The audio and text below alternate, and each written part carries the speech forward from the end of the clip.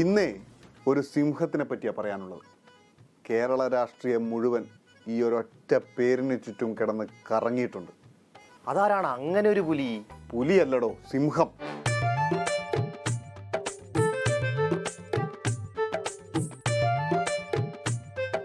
ഓ, പല പുലികൾ വാഴുന്ന കാട്ടിൽ ഒരു സിംഹമെങ്കിലും ആകണ്ടേന്ന്. അങ്ങനെ അതത്രേ ഉള്ളൂ.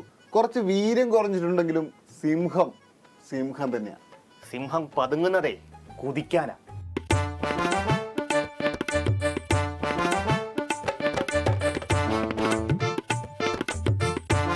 പുള്ളി പഞ്ചായത്തിലോട്ട് മത്സരിക്കുന്നുണ്ടോ?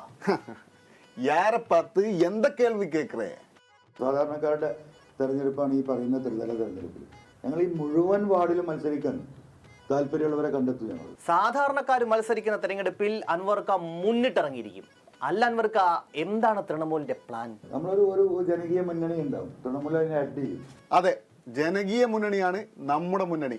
എന്തായാലും ഒരു പോരാട്ടത്തിന് പോവല്ലേ. ആരോടെങ്കിലും എന്തെങ്കിലും പറയാനുണ്ടോ?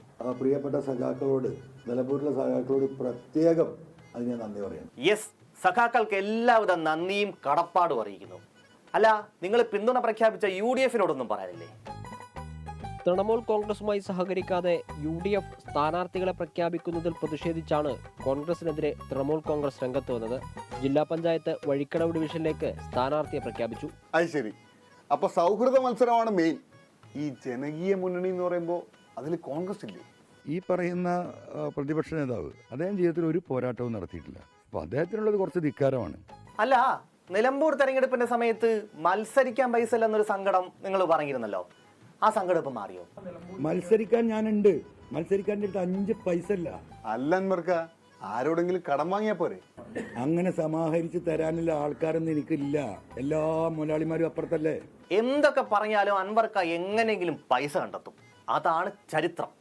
5000, 500, 2000 ആളുകൾ പറയുന്ന പൈസ ഞങ്ങൾ തരാം. ഈ വാർഡ് ഞങ്ങൾ നോക്കിക്കോളാം. എല്ലാത്തിനും കൃത്യമായ ബ്ലൂ പ്രിന്റ് ഉള്ള ആളാണ് അൻവറാക്ക. അൻവറാക്ക, ഇത്തവണത്തെ തെരഞ്ഞെടുപ്പിനുള്ള ബ്ലൂ പ്രിന്റ് നമുക്ക് വേണ്ടി ഒന്ന് അവതരിപ്പിക്കുമോ?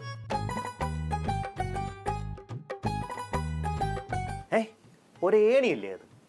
അതെ, ഏണി തന്നെ. അതുപോലെ പഞ്ചായത്തിന്റെ മതിലാണോ? ഇത്ര വലിയ മതിലുള്ള പഞ്ചായത്തും ഇനി വല്ല മുനിസിപ്പാലിറ്റി ആയിരിക്കും. മഴയത്ത് നിന്ന് പുള്ളി എന്തൊക്കെയോ അളക്കുന്നുണ്ട് കേട്ടോ.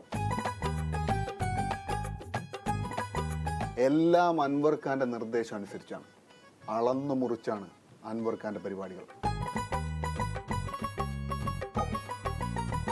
പുള്ളിയുടെ വീട്ടിൽ ഈ ഇടയ്ക്ക് ED വന്നെന്ന് കേട്ടല്ലോ.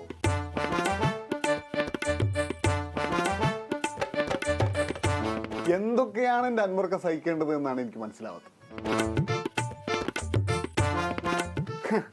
അൻവർ ഖാനോടാണോ കളി? റെയ്ഡിന് വന്ന ED-യെ അൻവർ ഖാന്റെ ഫാൻസ് മുദ്രാവാക്യം വിളിച്ചോടിച്ചു.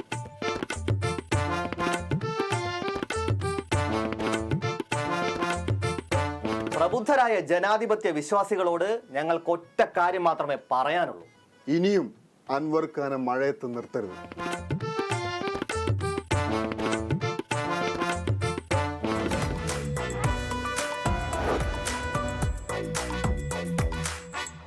ലോകത്തെവിടെയായാലും ഏത് സമയത്തും 24 വാർത്തകളും ഓഗ്മെന്റഡ് റിയാലിറ്റി പാക്കേജുകളും എക്സ്പ്ലെയിനറുകളും വിശദമായി കാണാൻ ഞങ്ങളുടെ YouTube ചാനൽ നിങ്ങൾക്ക് സബ്സ്ക്രൈബ് ചെയ്യാം.